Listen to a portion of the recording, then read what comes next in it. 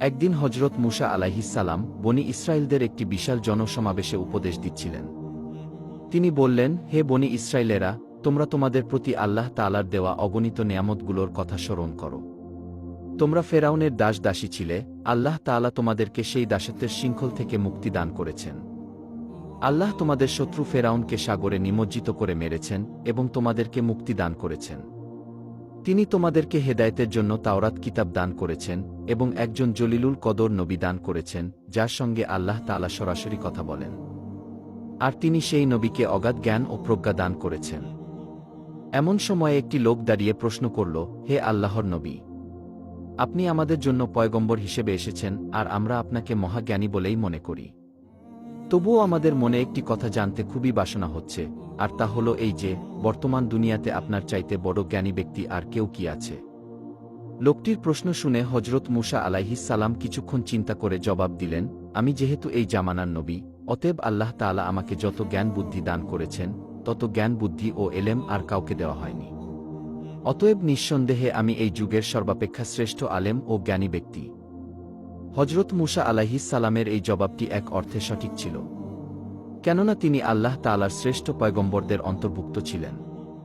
সুতরাং সেই শ্রেণীর পয়গম্বরদের অপেক্ষা সমকালীন জামানায় আর কোনো ব্যক্তি অধিক জ্ঞানী থাকতে পারে না। তবুও তিনি নিজের মুখে নিজের সম্পর্কে এরূপ প্রশংসা করায় আল্লাহ রব্বুল আলামিনের কাছে তার এই উক্তি পছন্দনীয় হয়নি। মুসা আলাইহিসসালামের উচিত ছিল তার কথার সাথে ইনশাআল্লাহ শব্দটি যুক্ত করে নেওয়া। তাই আল্লাহ রব্বুল আলামিন তাকে সতর্কতা অবলম্বনের জন্য এবং শিক্ষা প্রদানের জন্য সংকল্প করলেন। মুসা আলাইহিসসালাম যখন এই জবাব প্রদান করলেন, তখন আল্লাহ রব্বুল আলামিন তাকে ওহীর মাধ্যমে জানিয়ে দিলেন, হে মুসা, দুই সাগরের মিলনস্থলে আমার এক প্রিয় বান্দা আছে, সে তোমার চাইতেও অধিক জ্ঞানী। সুতরাং তোমার এরূপ বলা ঠিক হয়নি এবং নিজেকে এরূপ বড় ভাবাও তোমার জন্য শোভনীয় হয়নি। আমার সেই বান্দার নাম খিজির। তুমি তার সঙ্গে সাক্ষাৎ করলেই কথার সত্যতা উপলব্ধি করতে পারবে। অতঃপর হজরত মুসা আলাইহিসসালাম বললেন, হে আমার প্রতিপালক, আপনি আমাকে বলুন, তাকে আমি কিভাবে পাব, তিনি কোথায় থাকেন? আল্লাহ রব্বুল আলামিন বললেন, আমার সেই বান্দা দুই সাগরের মিলনস্থলে থাকে। পথে আহার করার জন্য খাবার এবং একটি মাছ ভুনা করে সাথে নিয়ে নাও। যেখানে গিয়ে সেই মাছটি জীবিত হবে এবং হারিয়ে যাবে, সেখানেই আমার সেই বান্দার অনুসন্ধান পাবে। অতঃপর মুসা আলাইহিসসালাম হজরত ইউসা আলাইহিসসালামকে সঙ্গে নিয়ে খিজির আলাইহিসসালামের সন্ধানে বেরিয়ে পড়লেন। সাথে তিনি একটি ভুনা করা মাছ ব্যাগের ভিতর নিয়ে নিলেন এবং সেই মাছটি হজরত ইউসাকে দিয়ে বললেন, হে ইউসা, এই ব্যাগের ভিতর একটি মাছ রয়েছে, মাছটির প্রতি সদা সর্বদা লক্ষ্য রাখবে। যেখানে এই মাছটি রহস্যজনকভাবে আমাদের হাত ছাড়া হবে, সেই স্থানটি হবে আমাদের গন্তব্যস্থল। এরপরে দুজনে একাধারে অবিরামভাবে কয়েকদিন পথ চলতে লাগলেন। অতঃপর একদিন তারা একটি পাথরের ছায়ায় বিশ্রাম গ্রহণ করার জন্য বসলেন। হজরত মুসা আলাইহিসসালাম সেই পাথরের ছায়ার নিচে বসে অল্প কিছুক্ষণের মধ্যেই নিদ্রামগ্ন হয়ে পড়লেন, আর হজরত ইউসা আলাইহিসসালাম তার পাশেই বসে রইলেন। বুখারী এবং তিরমিজি শরীফের হাদিসে আছে, হজরত মুসা ও ইউসা আলাইহিসসালাম যেই স্থানে বিশ্রামের জন্য যাত্রা বিরতি করেছিলেন, সেই স্থানে আইনে হায়াত নামক একটি কূপ ছিল। সেই কূপের পানি যে কোনো মৃত্যু জিনিসের গায়ে লাগা সাথে সাথেই তা জীবিত হয়ে যেত। আল্লাহর অসীম কুদরতে সেই মাছটির গায়ে আইনে হায়াতের পানি লাগল, আর সাথে সাথে মাছটি জীবিত হয়ে গেল। মাছটি জীবিত হওয়ার পরে তা সমুদ্রের পানিতে নেমে গেল এবং আল্লাহ তাআলার অসীম কুদরতে মাছটি সাঁতার কেটে চলে গেল। কিন্তু মাছটির যাওয়ার পথটি সুড়ঙ্গের মতো স্থির হয়ে জমাটবদ্ধ হয়ে থাকল। এই অলৌকিক ঘটনাটি দেখে হজরত ইউসা আলাইহিসসালাম মনে করলেন যে, মুসা আলাইহিসসালামকে নিদ্রা থেকে জাগাবার কোনো দরকার নেই।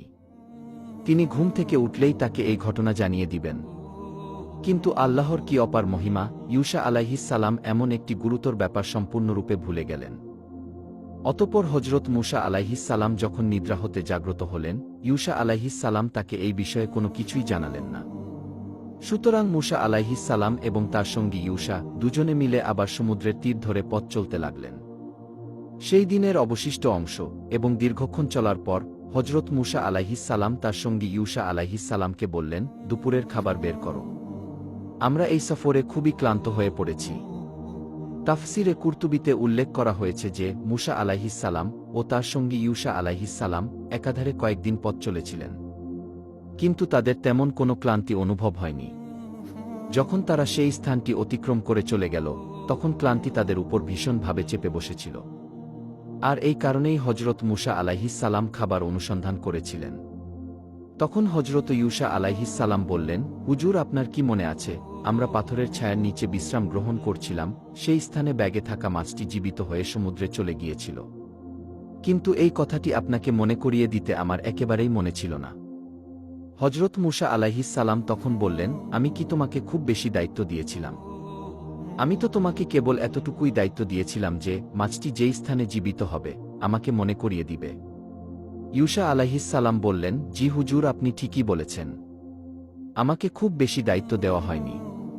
তবে আপনাকে সেই কথাটি মনে করিয়ে দিতে শয়তান আমাকে ভুলিয়ে দিয়েছিল। কিন্তু সেই মাছটি চলে যাওয়ার পরে সমুদ্রে খুবই আশ্চর্যজনকভাবে একটি রাস্তা হয়ে গেছে। মুসা আলাইহিস সালাম বললেন, আমরা তো সেই স্থানটির খোঁজ করতেছি। আমরা সেই স্থানে গেলেই আল্লাহ তাআলার সেই বান্দাকে খুঁজে পাব। অতঃপর তারা আবার তাদের পদচিহ্নের অনুসরণ করতে করতে সেই স্থানে ফিরে আসলেন। বুখারী শরীফের হাদিসে বর্ণিত আছে, তারা সেই স্থানে ফিরে এসে দেখলেন একটি সবুজ গালিচা সমুদ্রের তীরে বিছানো আছে এবং তার উপর এক ব্যক্তি চেহারা ঢেকে চাদর মুড়ি দিয়ে শুয়ে আছেন। মুসা আলাইহিস সালাম কাছে গিয়ে তাকে সালাম করলেন। সালাম শুনে খিজির আলাইহিস সালাম চেহারা থেকে চাদর নামিয়ে বললেন, ওয়ালাইকুম আসসালাম। অতঃপর তিনি বললেন, এই অপরিচিত জমিনে সালাম আসলো কোথা থেকে? বলুন তো আপনি কে? মুসা আলাইহিস সালাম বললেন, আমি মুসা। খিজির আলাইহিস সালাম বললেন, আপনি কি বনি ইসরাইলের মুসা? মুসা আলাইহিস সালাম বললেন, জি, আমি বনি ইসরাইলের মুসা। অতঃপর খিজির আলাইহিস সালাম বললেন, আপনি এখানে কেন এসেছেন? মুসা আলাইহিস সালাম বললেন, আমি কিছুদিন আপনার সহচর্য থেকে কিছুটা জ্ঞান ও অভিজ্ঞতা অর্জন করতে চাই। খিজির আলাইহিস সালাম বললেন, কিভাবে আপনি আমার সহচর্যে অবস্থান করবেন? আমার কার্যকলাপে তো আপনি মোটেও ধৈর্য ধারণ করতে পারবেন না। তবে যদি আপনি এই প্রতিশ্রুতি দিতে পারেন যে আপনি আমার কর্তৃক সংঘটিত কোনো কাজের কোনো প্রতিবাদ করবেন না এবং আমি কোনো কাজ কি জন্য করলাম তার কারণ জানতে চাইবেন না, তাহলে আমি আপনাকে আমার সাথে অবস্থানের অনুমতি দিতে পারি। মুসা আলাইহিস সালাম তখন তাকে প্রতিশ্রুতি দিয়ে বললেন, আমি আপনার কোনো বিষয়ে প্রশ্ন করব না এবং আপনার কোনো কাজের উপর মন্তব্য করব না। তার এই কথার উপরে তারা তিনজন সমুদ্রের তীর ধরে সম্মুখে চলতে লাগলেন। এরপর থেকে আল কুরআনে হজরত ইউসা আলাইহিস সালামের কোনো উল্লেখ পাওয়া যায় না। খিজির আলাইহিস সালাম তার দুই সঙ্গীকে নিয়ে কিছুদূর অগ্রসর হওয়ার পরে হজরত মুসা আলাইহিস সালামকে বললেন, এবার আপনি আপনার সঙ্গীকে বিদায় করে দিন, তিনি দেশে চলে যাক। তার কথা মতো মুসা আলাইহিস সালাম ইউসা আলাইহিস সালামকে বললেন, তুমি দেশে চলে যাও। তখন ইউসা আলাইহিস সালাম দেশের পথে রওনা হলেন। তিনি তাদের নিকট থেকে বিদায় গ্রহণের পরে হজরত খিজির আলাইহিস সালাম ও তার সঙ্গী মুসা আলাইহিস সালাম সামনের পথে অগ্রসর হতে লাগলেন। কিছুদূর অগ্রসর হওয়ার পরে তারা একটি নদীর মুখামুখি হলেন। তারা দেখতে পেলেন সেই নদীতে একখানা নৌকা পাল তুলে কোথায় যেন যাচ্ছে। খিজির আলাইহিস সালাম তখন হাতের ইশারা করে নৌকার মাঝিকে নৌকা তীরে ভিড়ানোর জন্য বললেন। খিজির আলাইহিস সালামের কথা মতো মাঝি নৌকা কূলে ভিড়াল। তিনি মাঝিকে বললেন, তুমি আমাদেরকে নদীর অপর পারে নিয়ে চলো। খিজির আলাইহিস সালামের কথা মতো মাঝি হজরত মুসা আলাইহিস সালাম এবং তাকে নদীর অপর পারে নিয়ে গেল। তখন হজরত মুসা আলাইহিস সালাম ও খিজির আলাইহিস সালাম মাঝিকে পারিশ্রমিক দিতে চাইলেন, কিন্তু মাঝি তাদের কাছ থেকে কোনো পারিশ্রমিকই গ্রহণ করল না। এই সময় খিজির আলাইহিস সালাম একটি কুঠার দিয়ে সেই নৌকার একটি তক্তা উঠিয়ে ফেললেন। এতে নৌকাটি ছিদ্র হয়ে গেল। তাফসিরে কুরতুবিতে উল্লেখ করা হয়েছে, আরায়েশ নামক গ্রন্থে বর্ণিত আছে, যখন খিজির আলাইহিস সালাম সেই নৌকাটি ছিদ্র করে দিলেন, মুসা আলাইহিস সালাম একপাশে সরে গেলেন এবং মনে মনে বলতে লাগলেন, আমি এই লোকটির সহবতে থেকে কি শিখলাম?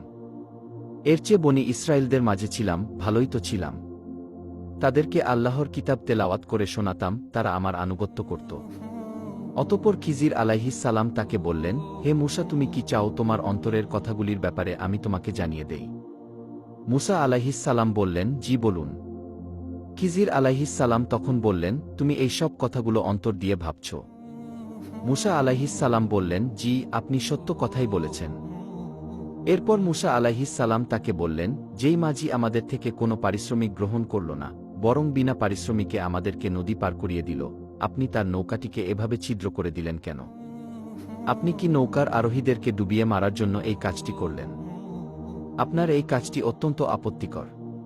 তাফসিরে কুরতুবিতে বর্ণিত আছে, যখন নৌকার ব্যাপারে হজরত মুসা আলাইহিস সালাম আপত্তি করলেন, তখন অদৃশ্য থেকে একটি আওয়াজ আসলো, বলা হলো, হে মুসা, তোমার এই চিন্তা তখন কোথায় ছিল যখন তুমি একটি সিন্দুকের মাধ্যমে সমুদ্রে ভাসমান ছিলে? তখন যদি আল্লাহ রব্বুল আলামিন অলৌকিকভাবে তোমার সেই সিন্দুকটিকে ভাসমান রাখতে পারেন, তাহলে এখন কেন আল্লাহ রব্বুল আলামিন অলৌকিকভাবে এই নৌকার আদিবাসীকে ভাসমান রাখতে পারবেন না?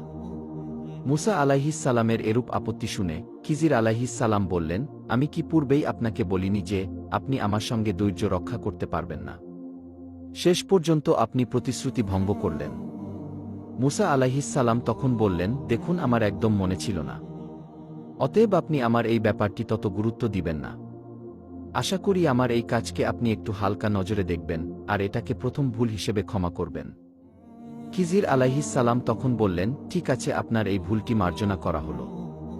অতঃপর তারা দুজন আবার পথ চলতে লাগলেন। চলতে চলতে তারা একটি মাঠের কাছে গিয়ে উপস্থিত হলেন। তারা দেখতে পেলেন সেখানে কতগুলো ফুটফুটে বালক খেলা করছে। তাদের মধ্যে থেকে সবচাইতে সুন্দর ও ফুটফুটে বালকটিকে হজরত খিজির আলাইহিস সালাম ধরলেন এবং তাকে হত্যা করে ফেললেন। তাফসিরে কুরতুবিতে বর্ণিত আছে, সেই বালকটির নাম ছিল শামরুন। হজরত খিজির আলাইহিস সালাম সেই বালকটিকে কিভাবে হত্যা করেছিলেন, এই ব্যাপারে ৩ রকমের বর্ণনা আছে। তাফসিরে কুরতুবিতেই এই ৩টি বর্ণনা উল্লেখ করা হয়েছে। হজরত ইয়ালা রাদিয়াল্লাহু তাআলা আনহু বলেন, খিজির আলাইহিস সালাম বালকটিকে চিৎ করে শুইয়ে দিয়ে ছুরি দ্বারা জবেহ করে দিয়েছিলেন। বুখারী এবং তিরমিজি শরীফের হাদিসে আছে, খিজির আলাইহিস সালাম তার মাথা ধরে টেনে ছিঁড়ে ফেলেছিলেন। আর তাফসির গ্রন্থে আছে, খিজির আলাইহিস সালাম পাথর দ্বারা তার মাথা থেতলিয়ে তাকে হত্যা করেছিলেন। তাফসিরে কুরতুবির মুসান্নেফে এই ৩টি রেওয়ায়েতকে একসাথে এভাবে বর্ণনা করা হয়েছে যে, প্রথমে হজরত খিজির আলাইহিস সালাম সেই বালকটির মাথায় পাথর দ্বারা আঘাত করেছিলেন। অতঃপর তাকে চিৎ করে শুইয়ে জবেহ করেছিলেন। এরপর তার মাথাটাকে দেহ থেকে বিচ্ছিন্ন করে দিয়েছিলেন। আর এভাবেই তিনি বালকটিকে হত্যা করেছিলেন। শরীয়তের ধারক বাহক এবং প্রচারক, কঠোর নীতির অনুসারী হজরত মুসা আলাইহিস সালামের মতো একজন তেজস্বী পুরুষ যখন এই নিষ্ঠুর ঘটনা দেখলেন, তিনি আর চুপ থাকতে পারলেন না। তার পূর্বের প্রতিশ্রুতির কথা মনে থাকা সত্ত্বেও এবার তিনি হজরত খিজির আলাইহিস সালামের এমন কর্মকাণ্ড দেখে এবার কঠোর প্রতিবাদ করলেন। তিনি বললেন, আপনি এই অপরিচিত অবোধ নিষ্পাপ কচি বালকটিকে কেন এভাবে হত্যা করলেন? সে কি কোনো মানুষ হত্যা করেছিল? যদি মানুষ হত্যা করে থাকত তাহলে তার বিনিময়ে না হয় তাকে হত্যা করা যেত। সে তো কোনো অপরাধ করেনি, একজন নিষ্পাপ বালককে আপনি কেন এভাবে হত্যা করলেন? কিতাবুল আরায়েশে বর্ণিত আছে, যখন মুসা আলাইহিস সালাম বালকটির ব্যাপারে আপত্তি করলেন, তখন অদৃশ্য থেকে আওয়াজ আসলো, হে মুসা, তোমার এই আপত্তি তখন কোথায় ছিল যখন তুমি একজন কিপ্তিকে হত্যা করেছিলে? খিজির আলাইহিস সালাম মুসা আলাইহিস সালামের প্রতিবাদ শুনে বললেন, দেখুন, এজন্যই আমি আপনাকে বলেছিলাম যে আপনি আমার সঙ্গে থেকে ধৈর্য রক্ষা করতে পারবেন না। আপনি এই দ্বিতীয়বার ওয়াদা ভঙ্গ করলেন। এখন আপনি আর আমার সঙ্গে থাকতে পারবেন না, অতএব আপনার উচিত এখনই আমার থেকে চলে যাওয়া। তখন হজরত মুসা আলাইহিস সালাম তার ভুল স্বীকার করে বললেন, দেখুন জনাব, আমি অপরাধ করেছি। এবার আপনার কাছে নতুনভাবে প্রতিশ্রুতি দিচ্ছি যে আর কখনো আপনার কোনো কাজে কোনো প্রকারের মন্তব্য ও প্রতিবাদ করব না। যদি এই ধরনের কোনো প্রতিবাদ আমি করে ফেলি, তবে আপনি তখনই আমাকে তাড়িয়ে দিবেন। অনুগ্রহ করে আমাকে আরেকবার সুযোগ প্রদান করুন। হজরত খিজির আলাইহিস সালাম বললেন, আচ্ছা ঠিক আছে, আপনাকে এই শেষবারের মতো সুযোগ দেওয়া যাচ্ছে। এরপরে যদি আপনি আমার কোনো কাজে প্রতিবাদ করেন, তাহলে আপনাকে তখনই বিদায় করে দেওয়া হবে। অতঃপর আবার তারা দুজনে পথ চলতে লাগলেন। পথ চলতে চলতে তারা ক্ষুধায় ও তৃষ্ণায় খুবই কাতর হয়ে পড়লেন। কিছুদূর গিয়ে তারা দেখতে পেলেন একটি গ্রাম। তারা তখন সেই গ্রামে প্রবেশ করে সেই গ্রামের অধিবাসীদের কাছে কিছু খাবার ও পানীয় চাইলেন। কিন্তু সেই গ্রামের কোনো একজন লোকও হজরত মুসা ও খিজির আলাইহিস সালামের আহ্বানে তাদেরকে খাবার ও পানীয় প্রদান করল না। খাবার ও পানীয় না পেয়ে তারা সেই গ্রাম থেকে বের হয়ে পড়লেন। গ্রাম থেকে বের হয়ে তারা দেখতে পেলেন সেই গ্রামের এক প্রান্তে একটি প্রাচীর অবস্থিত রয়েছে, আর সেই প্রাচীরটি ভেঙে পড়ার উপক্রম হয়েছে। তাফসিরে কুরতুবিতে সেই দেওয়ালটির বর্ণনায় বলা হয়েছে, দেওয়ালটির পুরুত্ব ছিল ৩০ গজ, আর দৈর্ঘ্য ছিল ৫০ গজ, এবং প্রস্থ ছিল ৫০ গজ। খিজির আলাইহিস সালাম যখন দেখলেন সেই দেওয়ালটি হেলে পড়েছে এবং তা ভেঙে পড়ার উপক্রম হয়েছে, তখন তিনি তার হাত দিয়ে সেই দেওয়ালটিকে একটি ঠেলা মারলেন, আর সাথে সাথে দেওয়ালটি সোজা হয়ে গেল। দেওয়ালটি মেরামত করার ব্যাপারে তাফসিরে কুরতুবিতে এই লেখাটি উল্লেখ করা রয়েছে। দেওয়ালটি মেরামত করার পরে হজরত মুসা আলাইহিস সালাম অত্যন্ত বিরক্ত হয়ে বললেন, জনাব, যে গ্রামের লোকেরা আমাদেরকে সামান্য পানীয় পর্যন্ত দিল না, সেই গ্রামের এই ভগ্ন দেয়ালটি এরূপ বিনা পারিশ্রমিকে আপনি কোন উদ্দেশ্যে মেরামত করে দিলেন? উপযুক্ত পারিশ্রমিক নিলে তা দিয়ে হয়তো আমরা কিছু খাবার ক্রয় করতে পারতাম এবং সেই খাবার খেয়ে আমাদের ক্ষুধা ও পিপাসা নিবারণ করতে পারতাম। আমি আপনার এইসব কাজের কোনো অর্থই বুঝতে পারছি না। কিতাবুল আরায়েশে বর্ণিত আছে, হজরত মুসা আলাইহিস সালাম যখন দেওয়াল মেরামতের ব্যাপারে আপত্তি তুললেন, তখন অদৃশ্য থেকে আওয়াজ আসল, হে মুসা, তোমার এই আপত্তি তখন কোথায় ছিল, যখন তুমি শুয়াইবের কন্যাদেরকে পারিশ্রমিক ছাড়াই কূপের পাথর উঠিয়ে পানি পান করে দিয়েছিলে? তখনও তুমি অনেক ক্ষুধার্ত ছিলে। খিজির আলাইহিস সালাম মুসা আলাইহিস সালামের এই আপত্তি শুনে বললেন, আপনি এই তৃতীয়বার আমার কাজে প্রশ্ন তুললেন এবং আমার কাজের প্রতিবাদ করলেন।